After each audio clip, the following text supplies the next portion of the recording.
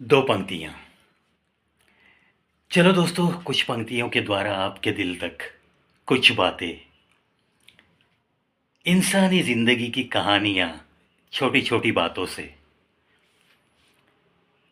ज़िंदगी भर मैं तो बस दौड़ता रहा। जो लोग मेरे साथ रहते हैं, एक छत तले, उनके लिए ही बस भागता रहा। सबको कुछ न कुछ सुख मिले, शांति मिले, इसीलिए मैं तो बस ज़िंदगी भर दौड़ता रहा। घर के दरवाजे से बहुत सारा सुख कमाने की चाह में दौड़ते-दौड़ते न जाने कितना वक़्त बीत गया। मुझे तो इस भागम-भाग में पता ही न चला कि दरवाजे से सुख लाते-लाते कब मेरी खुद की उम्र खिड़की से गुज़र गई। होता है ना दोस्तों, हर इंसान की ज़िंदगी में होता है। कितनी आपाधापी में वो अपना जीवन बिताते रहता है, शिक्षा लेता है, तब जाके कहीं अच्छी खासी नौकरी वो भी मिलाता है और बाद में इस नौकरी के 30-35 साल बस वो भागते रहता है कि अपनी बीवी को हम ये ला के देंगे, वो ला के देंगे, खुद का मकान बनाएंगे, बच्चों को अच्छी परवरिश करेंगे, बच्चों को अच्छी पढ़ाई देने की कोशिश में जुटे रहते हैं।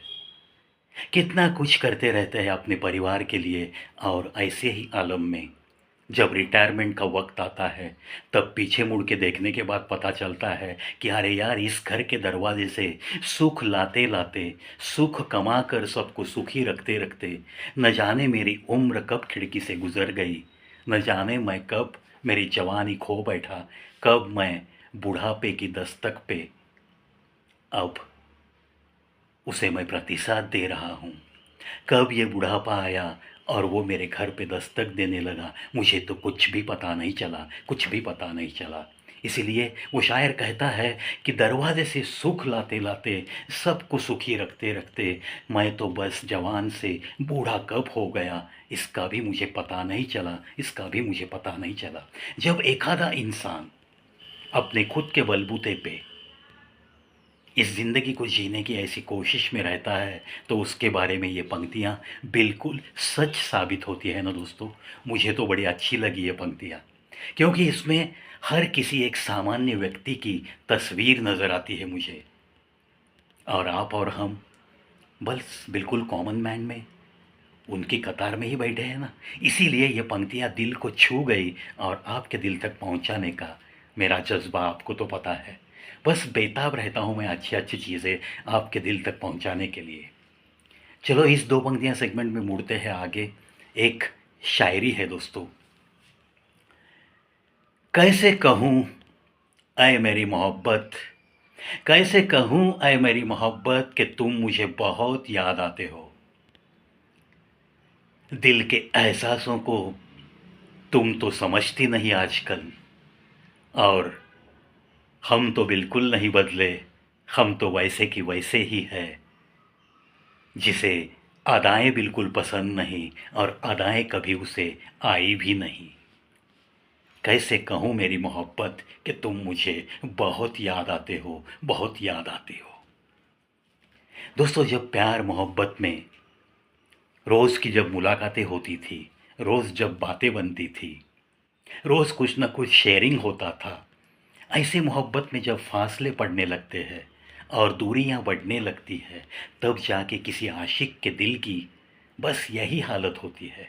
वो कहना तो बहुत कुछ चाहता है उसे, लेकिन उसे ऐसी अदाएं बिल्कुल नहीं आती, उसे नाटक पसंद नहीं है। जो भी है दिल में वो होठों पे लाके वो उसको कानों में सुनाते आया है, लेकिन वो एहसासों को समझती ही नहीं। हर बात ज़ुबान से बाहर आए बगैर उसे समझती ही नहीं, ऐसी ही वो हालत में अक्सर रही है। और इसीलिए ये आशिक कहता है कि एहसासों को तुम समझोगे नहीं और अदाएँ तो हमें आती नहीं, अदाएँ तो हमें आती नहीं। ये भी तो एक आम इंसानों में जो प्यार मोहब्बत होती है, उसमें एक छिपी-छिपी सी ये सच्चाई है। ये भी पंक्तियाँ मुझे दिल को छू गई और इसीलिए आपके दिल तक मैंने पहुँचाई। इंसान शादी करके ब्याह करके एक दूसरे घर की लड़की को अपने घर में लाता है, बड़ी धूमधाम से शादी मनाता है और दो फैमिलीज़, उनका दो परिवारों का मिलन भी तो होता है और वहाँ से एक नई ज़िंदगी की शुरुआत भी करता है।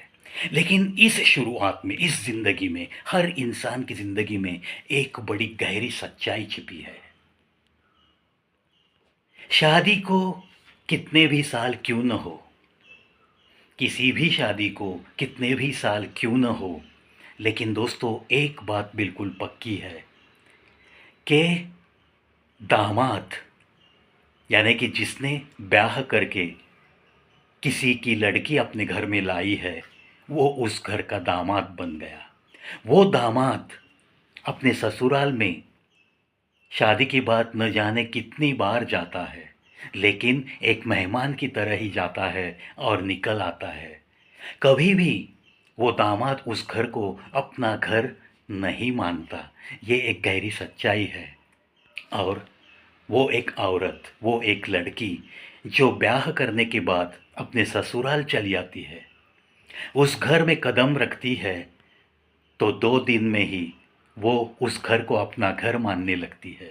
अपना घर मानकर बस जो भी कर्तव्य उसे करने होते हैं, वो सारे कर्तव्य निभाने के, सारे फ़र्ज़ निभाने की कोशिश में वो पूरी ज़िंदगी बिता देती है, सिर्फ़ शादी के बाद 2 दिनों में।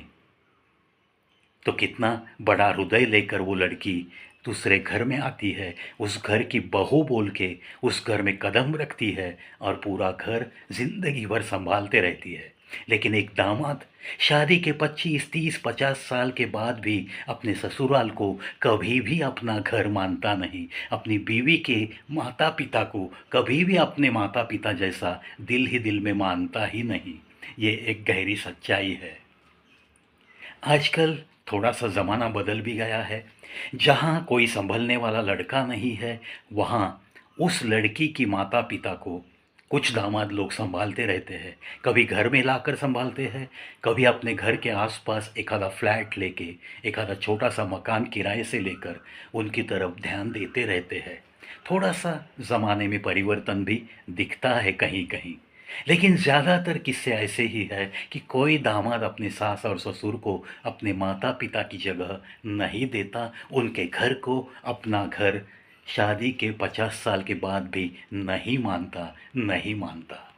और वो लड़की सिर्फ़ 2 दिन के बाद ही ससुराल को अपना घर मानकर, उसी घर को अपना आखिरी घर मानकर, हर कोई फ़र्ज़ निभाती-निभाती उसी घर में आती है और उसी घर से उसकी अर्थी उठ जाए, यही कामना दिल ही दिल में करती रहती है। हर कर्तव्य निभाती रहती है। इसीलिए हर ऐसी लड़की को, हर ऐसी औरत को तहे दिल से ये प्रवी भी सैल्यूट करता है, सैल्यूट करता है। दोस्तों, आज का ये 2 पंक्तियाँ या ऐसी 2-3 चीज़ें जो हर इंसान की ज़िंदगी में आपने भी देखी है और मैंने भी देखी है। मैंने देखने के बाद मुझे ऐसा लगा कि चलो आज सारे अपनों के साथ ऐसी कुछ चीज़ें शेयर करते हैं। बस फ़र्क हम दोनों में इतना ही है। आपने भी जो देखा है लेकिन आपने शेयर नहीं किया होगा। चलो आज मौका है। मैंने जो कुछ आपके दिल तक पहुंचाया है, आप चंद दोस्तों के साथ शेयर कीजिए, चंद अपनों के साथ शेयर कीजिए, हो सके तो अपनी बीवी के साथ ज़रूर शेयर कीजिए, क्योंकि इसमें आपकी बीवी की तारीफ़ ही तारीफ़ की है मैंने। आशा करता हूँ दोस्तों, आपका ये दिन बहुत शुभ-शुभ गुज़रेगा और जो कुछ भी दिल में तमन्ना है, सपना है, वो आपकी तमन्ना, आपका सपना बिल्कुल पूरा हो जाए, यही मेरी अक्सर शुभकामनाएँ सभी को।